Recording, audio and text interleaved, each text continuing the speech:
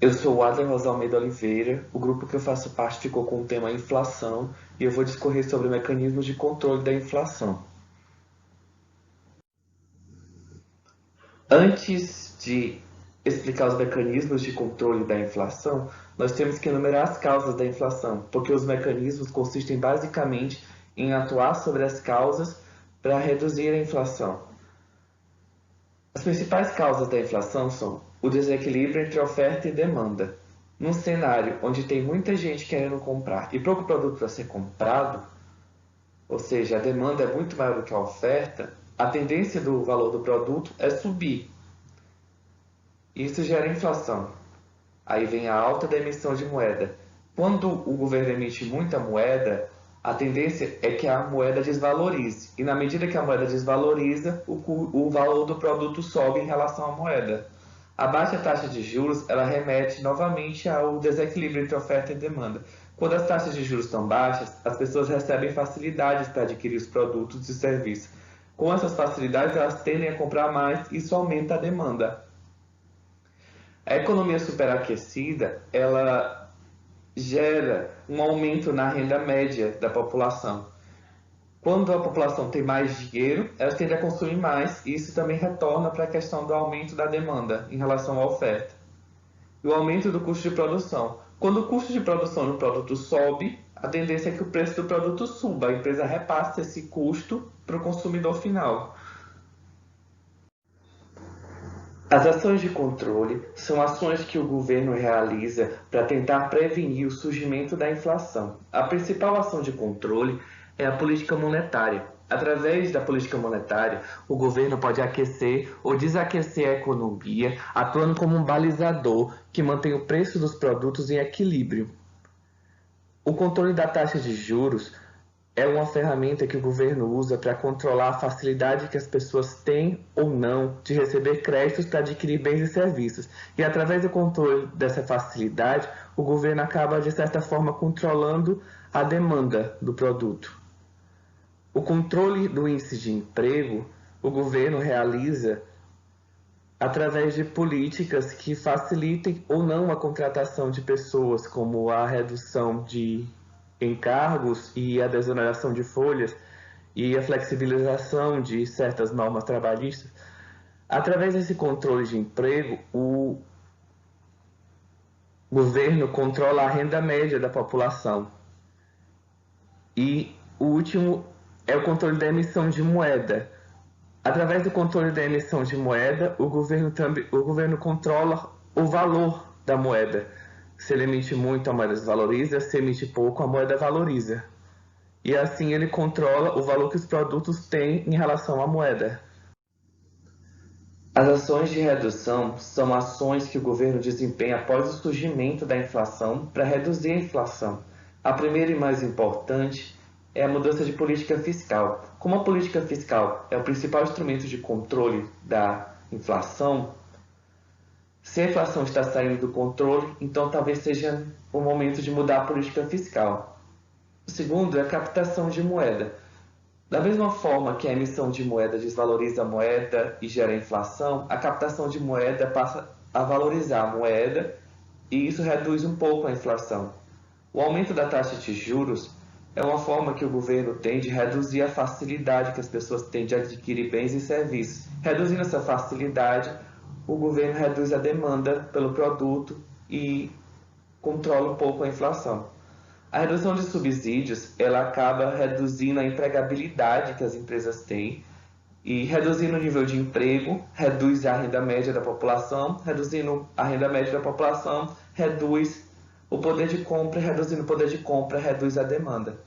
E por último, tem uma ação mais enérgica, quando a inflação está chegando a um nível crítico, o governo realiza política de congelamento de preços, que é criar leis que congelem os preços, impeçam as empresas de subir os preços para impedir que a inflação chegue a um nível crítico. Meu nome é Valderson de Oliveira Moura e vou falar sobre inflação.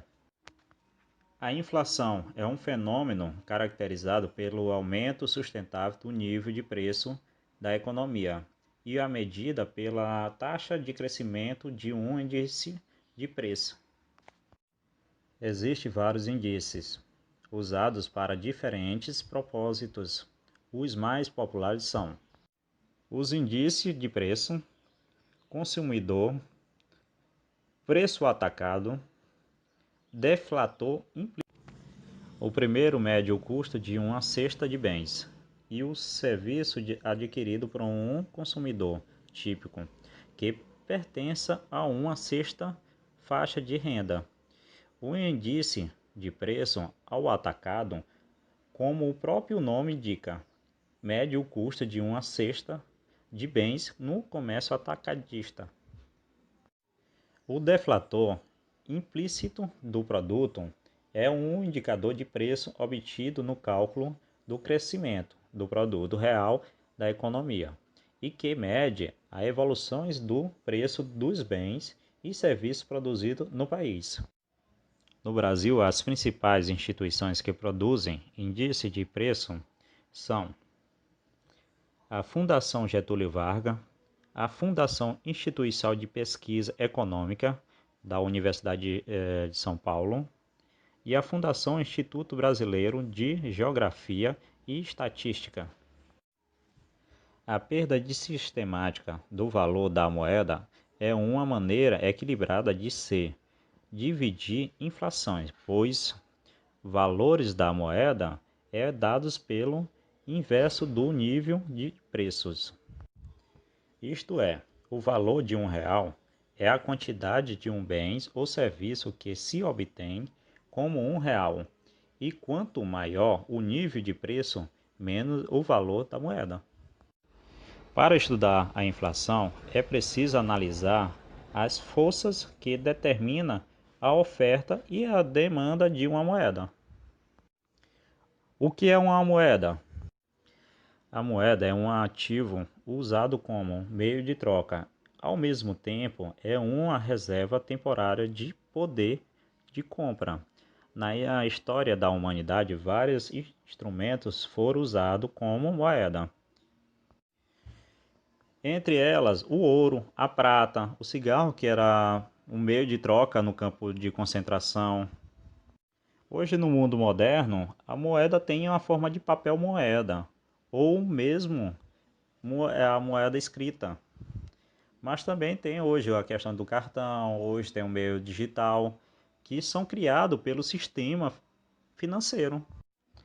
Todavia, para o propósito de entender a inflação, vamos definir moeda como sendo um papel moeda em poder do público e o depósito à vista no banco comercial. Na sociedade moderna, uma instituição chamada Banco Central tem o monopólio da emissão do papel moeda usada pelo público e das reservas bancárias, que rastreia os depósitos nos bancos comerciais. O Banco Central é uma instituição muito peculiar, pois compra e vende sua própria moeda, sendo concorrente, e ninguém mais pode produzi-la sob pena de cometer um ato ilegal. O Banco Central de cada país somente ele tem o poder de determinar o estoque nominal de moeda na economia, isto é, de reais no Brasil, de dólares nos Estados Unidos, de íris no Japão e etc. O público usa a moeda como meio de troca e decide a quantidade que deseja manter em sua posse em função do poder de compra que ela é capaz de comandar. Em outra palavra, o público não está interessado no valor nominal, mas sim na quantidade de bens e serviços que ele pode comprar com seu estoque nominal de moeda. A quantidade real de moeda que o público demanda depende do nível de renda da economia, pois quando maior o nível de renda, maior o volume de transações. A quantidade de demanda de moeda também depende do custo de oportunidade de mantê-la, as inversões de outros ativos. Olá, sou André Leal e falarei sobre os tipos de inflação. Inflação é um termo que a gente ouve de uma forma muito geral, mas existem vários motivos que fazem ocasionar a inflação. No geral, a gente tem prioritariamente 3 motivos, que é a inflação de demanda, inercial e de custo, do qual falarei sobre cada uma a seguir. Primeiro, a inflação de demanda. Ela ocorre quando a procura por um produto é maior que a oferta. É o tipo de inflação mais comum de ocorrer. Podemos ter como exemplo o que ocorreu no final do ano de 2019, quando o preço da carne bovina ficou muito alto, porque o Brasil começou a exportar muito e não conseguiu abastecer o mercado interno. E a demanda do mercado interno permaneceu constante. Ficou pouco produto para muita demanda, então ocorreu a inflação de demanda. Segundo tipo de inflação que ocorre bastante é a inflação de custos. Ela ocorre quando o preço do custo de produção de determinado produto influencia no seu valor final. Um exemplo muito comum que podemos ver é nos restaurantes self-service. Por exemplo, aqui em Teresina, até alguns meses antes da pandemia, nós víamos self-service vendendo almoço por de 10 a 12 reais. Mas de umas semanas para cá, esse preço aumentou de 12 para 15. O preço final aumentou porque os custos de produção, que são os preços dos alimentos, também tiveram aumento. Então, o crescimento do valor final foi proporcional ao valor do crescimento do valor do custo de produção. Mas se o valor do custo de produção diminuir, a tendência é que o valor do produto final também diminua. O terceiro tipo de inflação é a inflação que é um pouco mais complicadinha de se compreender, que é a inflação inercial. Ela não tem relação com relação de demanda e nem com produção de custos. A inflação inercial, na verdade, ela é mais especulativa. Ela ocorre quando a gente acredita que determinado preço vai aumentar. E ela é uma inflação que também é gradual, ela não tem limite. Se não há uma medida que a contenha, que a faça empurrar para baixo, ela pode atingir números estratosféricos. Meu nome é Francisco de Assis Alves Ribeiro, do curso de Administração Pública do Polo de Altos. O tema que eu vou apresentar é hiperinflação. A hiperinflação é um nível de inflação considerado muito acima do tolerável. Não há uma métrica predestinada de quando o país atinge a hiperinflação, mas, em geral, quando uma economia atinge a hiperinflação, considera-se que a inflação está fora de controle. O tema hiperinflação já foi muito debatido entre os brasileiros que viveram no século XX. Sem dúvida, essa é uma condição que não deixará saudade no imaginário do povo desse país. Normalmente, ela ocorre quando o aumento dos preços são tão altos que o conceito de inflação já não faz tanto sentido de ser aplicado e os mais afetados são as classes baixa e média de um país. Hiperinflação é o nome dado ao fenômeno inflacionário que ultrapassa os níveis considerados como adequados, de forma mais objetiva. Situações onde os índices de inflação atingem mais de 50% ao mês pode ser considerado como hiperinflação. Muitos sabem que essa é normalmente uma condição rara de se encontrar. No entanto, ela ocorreu algumas vezes em países como China, Brasil, Rússia, Argentina, Hungria, entre outros. No caso da Alemanha, ocorreu no pós-Primeira Guerra Mundial, entre os anos de 1918 e 1924. Nessa época, o marco alemão foi desvalorizado tanto que, para comprar itens básicos, era necessário levar dinheiro em sacolas. E na antiga Iugoslávia, ocorreu nos anos 90. A inflação chegou a inacreditável 300 milhões% ao mês.